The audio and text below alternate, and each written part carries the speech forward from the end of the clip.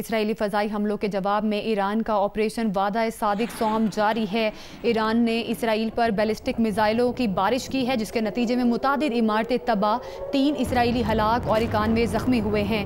تل ابیب، حیفا اور مقبوضہ بیت المقدس سمیت اسرائیل کے مختلف شہروں میں سائرن بجتے رہے۔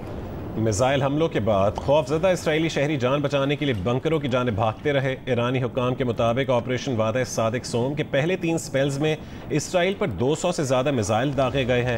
تل ابیب میں 7 مقامات کو نشانہ بنایا گیا، جس میں 9 عمارتیں مکمل تباہ ہو گئیں، جبکہ سینکڑوں اپارٹمنٹس کو نقصان پہنچا ہے۔ ایران نے 3 ایئر بیسز اور تل ابیب میں اسرائیلی فوجی ہیڈ کوارٹر کو بھی نشانہ بنانے کا دعویٰ کیا۔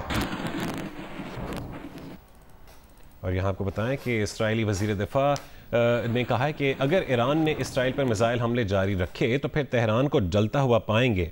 اپنے بیان میں اسرائیلی وزیر دفاع نے کہا ہے کہ خامنائی اسرائیلی شہریوں کو نقصان پہنچا کر ایسی صورتحال پیدا کر رہے ہیں جس کی قیمت ایرانی شہری چکائیں گے۔ ایرانی آمر نے اپنے ہی عوام کو یرغمال بنایا ہوا ہے۔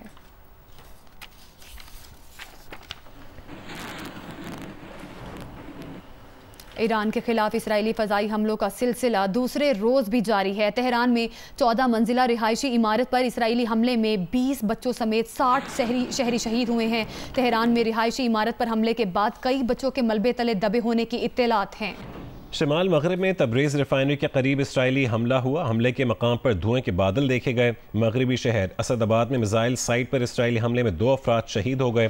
اسرائیلی فضائیہ کا تہران کے مہرآباد ایئرپورٹ پر بھی فضائی حملہ ہوا۔ زنجان ملٹری بیس کو بھی نشانہ بنایا گیا۔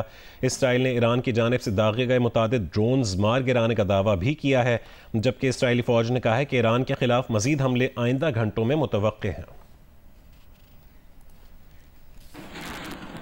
آپ کو اپڈیٹ کریں، بھارت کو FATF کی گرے لسٹ میں پاکستان کو شامل کرانے میں ناکامی کا سامنا کرنا پڑا ہے۔ مزید تفصیل جانیں گے جیو نیوز کی نمائندہ زرمین زہرا سے۔ زرمین، کیا تفصیل ہے اس خبر کی؟ دیکھیں، بھارت کی سفارشی وفد کی بھرپور کوشش رہی کہ پاکستان کو FATF کے اجلاس میں ایک بار پھر گرے لسٹ میں شامل کیا جائے، لیکن FATF کے ہونے والے اجلاس میں پاکستان کو گرے لسٹ میں رکھنے کی بجائے رپورٹنگ پر رکھنے کا فیصلہ کیا گیا ہے۔ اجلاس کے دوران چین نے پاکستان کے حق میں واضح موقف اختیار کیا اور ریلیز کی حمایت کی۔ ترکی اور جاپان نے بھی پاکستان کی مکمل حمایت کی، ذرائع بتا رہے ہیں، جبکہ بھارت نے بھرپور کوشش کی کہ پاکستان کو گرے لسٹ میں جو ہے شکریہ آپ کا زرمین ظاہر، آپ ہمیں اپڈیٹ کر رہی تھی۔ وزیر دفاع خواجہ آصف نے کہا ہے کہ 2019 میں ابھینندن کو بھارت واپس بھیجنا پاکستان کا سرنڈر تھا۔ قومی اسمبلی میں اظہار خیال کرتے ہوئے انہوں نے کہا ہے کہ سابق آرمی چیف جنرل باجوہ نے اس وقت کے وزیر اعظم سے مل کر سرنڈر کرنے کا فیصلہ کیا اور ابھینندن کو 24 گھنٹے میں واپس بھیج کر پاک فضائیہ کی فتح کو شکست میں بدل دیا۔ آج سے چند سال قبل جب ابھینندن آیا تھا تو کمیٹی روم نمبر 2 میں ایک میٹنگ ہوئی تھی۔ اس وقت آرمی چیف جنرل باجوہ اور ان کے درمیان مشورے علیحدگی میں ہوتے رہے۔ ہم نے ابھینندن کو واپس کیا اور وہ ایک سرنڈر تھا۔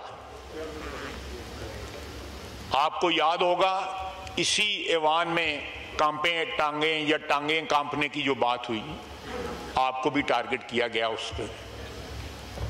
یہ سارا تاریخ ہے اور ہم اس تاریخ پہ اس وقت بھی شرمندہ ہوئے، آج بھی شرمندہ ہیں کہ آرمی چیف اور اس وقت کے وزیر اعظم نے مل کے قومی وقار کو ٹھیس پہنچائی اور جو فتح اس وقت ایئر فورس نے حاصل کی، ایک جہاز جو ہے پاکستانی اسپیس کو جس نے وائلیٹ کیا، اس کو گرایا اور اس کے پائلٹ کو ہم نے گرفتار کیا۔